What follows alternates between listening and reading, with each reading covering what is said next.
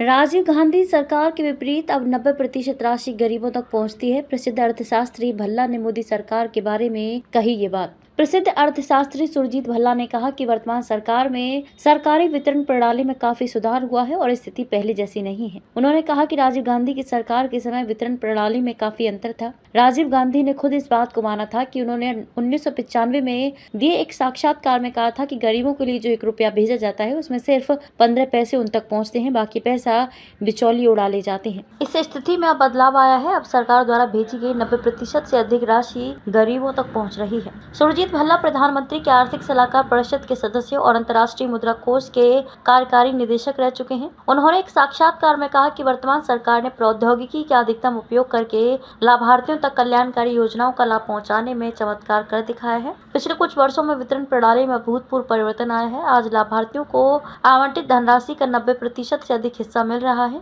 भल्ला ने कहा कि सरकार आज गरीब और वंचित नागरिकों के लिए जो भी फंड निर्धारित कर रही है वह सीधे उनके खातों में पहुंच रहा है।